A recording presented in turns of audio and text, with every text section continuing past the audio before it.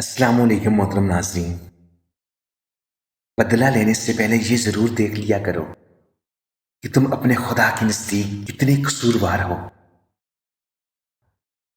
غصہ ایک خنجر ہے جو انسان کسی دوسرے کی غلطی پر خود کے سینے میں گھونپ دیتا ہے۔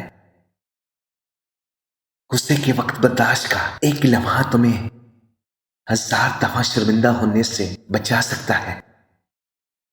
لوگوں کے سامنے مسکراتے رہا کرو اور اللہ کے سامنے گڑ گڑاتے رہا کرو، کیونکہ دنیا مسکرانے والوں کو پسند کرتی ہے جبکہ اللہ گڑ گڑانے والوں کو اور ڈرنے والوں کو پسند کرتا ہے۔ انسان تبھی اللہ کی طرف رجوع کرتا ہے جب وہ دنیا میں اپنا ہر ہنر آزما لیتا ہے اور پھر بھی اسے چین اور اطمینان نصیب نہیں ہوتا، تو پھر اس کو یقین ہو جاتا ہے کہ صرف اللہ کی محبت کے سوا ہر محبت نے فنا ہو جانا ہے۔ آزمائش میں اللہ تعالیٰ اذیت دینے کے لیے نہیں بلکہ کچھ سکھانے کے لیے ڈالتا ہے۔ جتنی جلدی سیکھ جاؤ گے اتنی جلدی وہ دور ہو جائے گی۔ 2 اعمال ایسے ہیں جن کا ثواب کبھی تولا نہیں جا سکتا، ایک معاف کرنا، دوسرا انصاف کرنا۔